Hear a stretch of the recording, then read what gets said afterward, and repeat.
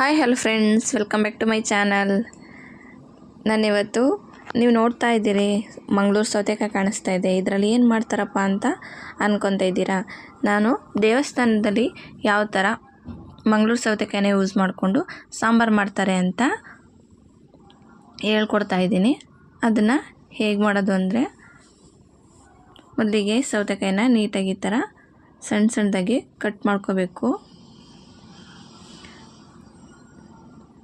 ಆ ತಿರುಳೆಲ್ಲ ತೆಗೆದಿಟ್ಕೋಬೇಕು, ಅದನ್ನೆಲ್ಲ ಹಾಕ್ಬಾರ್ದು. ಈ ಥರ ಸ್ಕ್ವೇರಾಗಿ ಕಟ್ ಮಾಡಿ ನೀರಲ್ಲಿ ಹಾಕಿ ಇಟ್ಕೊತಾ ಇದ್ದೀನಿ ನಾನು. ಇವಾಗ ಇದಕ್ಕೆ ಬೇಕಾಗಿರೋಂಥ ಇಂಗ್ರೀಡಿಯೆಂಟ್ಸು ಏನೇನಂತ ನೋಡೋಣ. ಇದು ಮಂಗಳೂರು ಸೌತೆಕಾಯಿ ಮೊದಲೇ ಹೇಳ್ದಂಗೆ ಈ ಥರ ಕಟ್ ಮಾಡ್ಕೊಂಡು ಇಟ್ಕೊಂಡಿದ್ದೀನಿ. 1 ಸ್ಪೂನ್ ಆಗಷ್ಟು ಧನಿಯಾ ಕಾಳು, 1 ಸ್ಪೂನು ಕಡಲೆಬೇಳೆ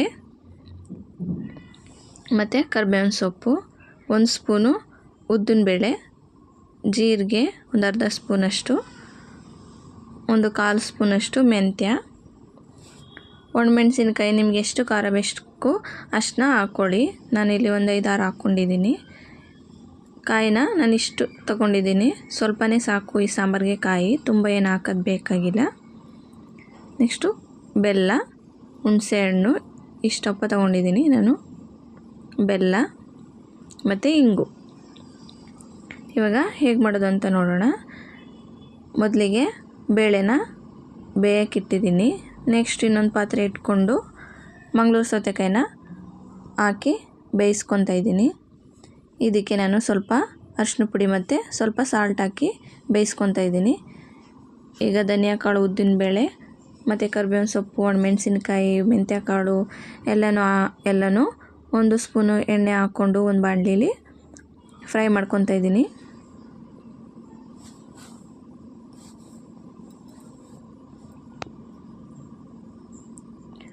ಈ ಥರ ಫ್ರೈ ಮಾಡೋದ್ರಿಂದನೇ ದೇವಸ್ಥಾನದಲ್ಲಿ ಯಾವ ಥರ ಮಾಡ್ತಾರೆ ಅದೇ ಥರ ಟೇಸ್ಟ್ ಕೊಡುತ್ತೆ. ನೋಡಿ, ಇಷ್ಟು ಫ್ರೈ ಆದರೆ ಸಾಕು. ಸ್ಟವ್ನ ಆಫ್ ಮಾಡಿಕೊಂಡು ನೆಕ್ಸ್ಟು ತೆಂಗಿನಕಾಯಿನ ಹಾಕ್ಕೊಂಡು ಮಿಕ್ಸ್ ಮಾಡ್ಕೊಳ್ಳೋಣ. ನೋಡಿ, ಈಗ ಸೌತೆಕಾಯಿ ಬೆಂದಿದೆ. ಫ್ರೈ ಮಾಡ್ಕೊಂಡಂಥ ಮಿಶ್ರಣನ ರುಬ್ಬಿಟ್ಕೊಳ್ಬೇಕು. ನೆಕ್ಸ್ಟು ಬೇಳೆ ಬೆಂದಿತ್ತಲ್ಲ, ಅದಕ್ಕೇ ಮಂಗಳೂರು ಸೌತೆಕಾಯಿನ ಹಾಕ್ಕೊತಾ ಇದ್ದೀನಿ.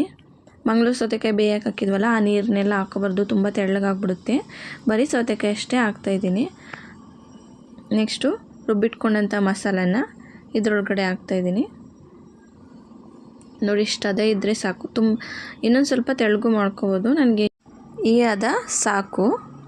ನೆಕ್ಸ್ಟು ಒಂದು ಬಾಣಲಿ ಇಟ್ಕೊಂಡು 1 ಸ್ಪೂನ್ ಆಗಷ್ಟು ಎಣ್ಣೆ ಹಾಕ್ಕೊಂಡು ಜೀರಿಗೆ ಮತ್ತು ಸಾಸಿವೆನ ಒಗ್ಗರಣೆಗೆ ಹಾಕ್ಕೊತಾ ಇದ್ದೀನಿ. ಈ ಸಾಂಬಾರಿಗೆ ನಾವು ಬೆಲ್ಲ ಯೂಸ್ ಮಾಡಲೇಬೇಕು, ಇಲ್ಲಾಂದರೆ ಹುಳಿ ಬರುತ್ತೆ ತುಂಬ. ಸೌತೆಕಾಯಿ ಸ್ವಲ್ಪ ಹುಳಿ ಅಂಶ ಇರೋದ್ರಿಂದ ಬೆಲ್ಲ ಹಾಕ್ಕೋಬೇಕು ನಾವು.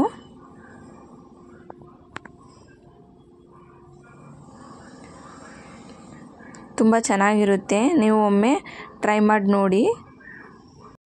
ಲಾಸ್ಟಲ್ಲಿ ಸ್ವಲ್ಪ ಕೊತ್ತಂಬರಿ ಸೊಪ್ಪು ಹಾಕ್ಕೊಳ್ಳೋಣ. ಇಲ್ಲಿಗೆ ನಾನು ವಿಡಿಯೋ ಮುಗಿಸ್ತಾ ಇದ್ದೀನಿ. ನೆಕ್ಸ್ಟ್ ವಿಡಿಯೋದಲ್ಲಿ ಸಿಕ್ಕೋಣ. ಬಾಯ್ ಬಾಯ್.